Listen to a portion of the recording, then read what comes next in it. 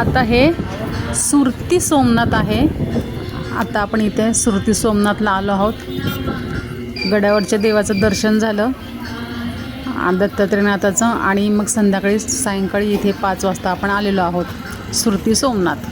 नमस्कार मित्रांनो, कसे आहात? आय होप मजेत असाल। करताय ब्लॉगची सुरुवात त्याआधी तुम्हा सर्वांना स्नेहपूर्वक नमस्कार। तुम्हा सर्वांचं स्वागत आहे द्वारकाधीश नगरीमध्ये। द्वारकाधीशला जाण्याआधी हे सुरती सोमनाथ आहे। तर इथे आम्ही सायंकाळी म्हटलं बघावा जवळ आहे तर आपण आज दर्शन घेऊ होते की नाही। हा सर्व मार्केट लागलेला होता।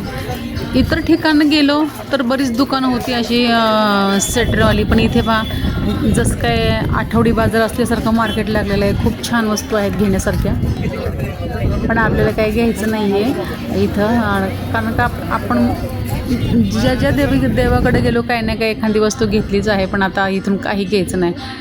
आणि फक्त आपण विंडो शॉपिंग असं मी सगळं पाहत चाललेलं आहे।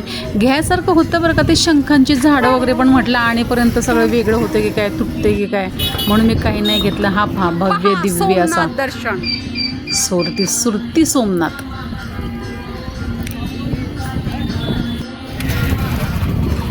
इथे बाहेरच चपला आणि बॅगी बाहेरच ठेवायचं असं सांगत होते। आतमध्ये काही न्यायला अलाउड नाही आहे। टिकेवाले बरेच भेटतात। मी इथेच मी सिंगार केला होता आपल्या वृंदावनमध्ये। इतर ठिकाणी मी कुठेच लावून घेतल्या ठिकाणी हे पोलिस बसलेत आरामशीर असे मोबाईल बघत बसलेत। काही काम नाही धाम नाही, आरामशीर। ढेऱ्या किती सुटल्यात पोलिसांना।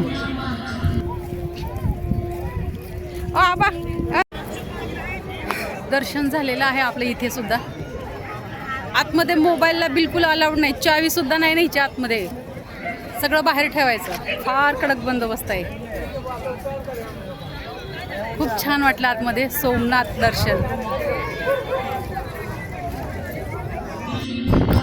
आता पुढचा प्रवास सुरू। सोमनाथ दर्शन झालं आपलं आणि आता आपल्याला द्वारकेला जायचं आहे।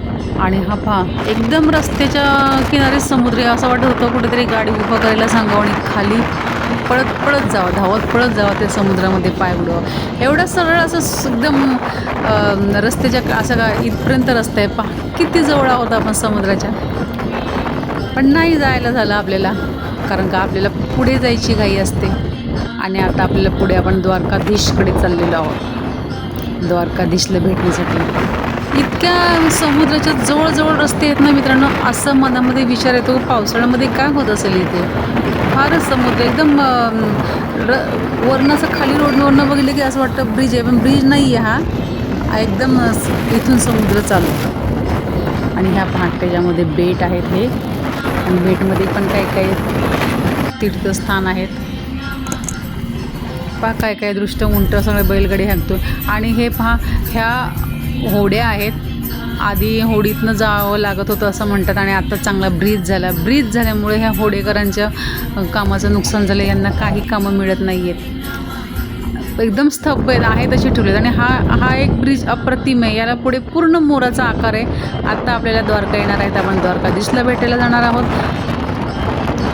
सुदामा श्रीकृष्णाला मुठभर पोहे घेऊन भेटायला गेले होता, ते सगळं दृश्य आणि ते सगळ्या गोष्टी डोळ्यापुढे असं येत आहेत आपल्या। पहा किती छान आहे इकडचा एरिया ब्रिज झाल्यामुळे। चला तर मित्रांनो, मी मीराताई तुमची रजा घेते। विद्या संध्या पुन्हा रुजू होणार आहे नव्याने उद्याच्या व्हिडिओमध्ये। तोपर्यंत